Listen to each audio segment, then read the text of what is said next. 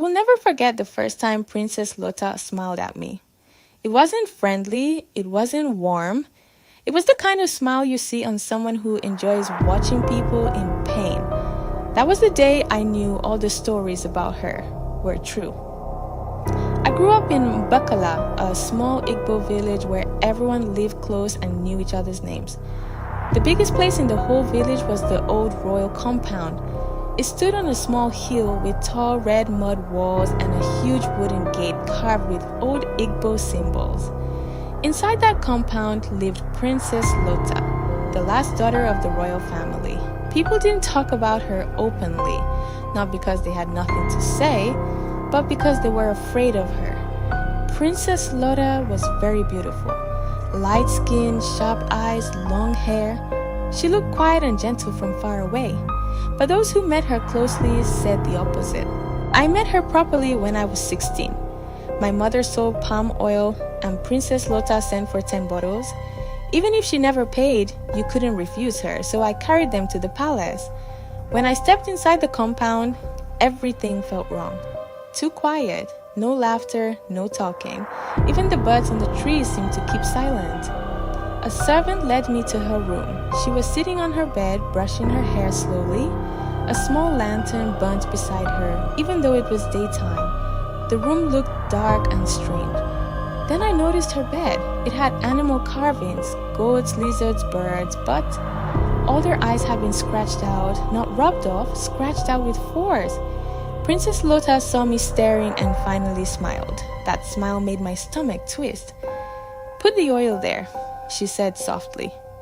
Her voice was too calm, too soft, like someone forcing kindness through a cracked mask. I placed the bottles and left as fast as I could. After that day, I started paying attention to stories about her. People said she had a strange temper. Servants cried and ran out of the palace at night. Children avoided her eyes. Women moved aside when she walked past. One girl, Ngozi, disappeared for 2 days after Princess Lota got angry because her bathwater was not hot enough. When Ngozi finally came home, she didn't talk for weeks. Even when she recovered, she refused to say what happened. Some villagers said Princess Lota talked to shadows. Others swore they saw her walking barefoot around the palace at night, whispering, sometimes laughing, a strange laugh, the kind that doesn't sound human. Then came the night that still haunts me. It was close to festival season. My uncle, who was part of the masquerade group, asked me to bring his mask to him at the palace. I went in the evening. The moon was bright. The palace gate was half open. I walked inside. At first, everything was too quiet. Again. Then I heard humming. A soft, slow humming, like a lullaby, but twisted, almost sad and scary at the same time. I followed the sound and reached the backyard. Then I froze.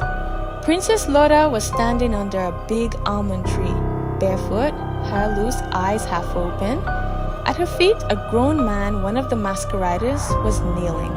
His hands were tied, he was crying silently. Princess Lota touched his chin, lifted it gently with just one finger, and whispered something in his ear. Whatever she said made the man start shaking like he was freezing. Then she turned slowly and looked straight at me. Her smile cut across her face. "Why are you hiding?" she asked. My whole body went cold. I couldn't speak, couldn't move. She took one step toward me. Second step, that broke me. I dropped the mask and ran. I don't even remember how I got out of the palace gate. I didn't sleep that night. My uncle didn't ask for the mask again. We pretended nothing happened.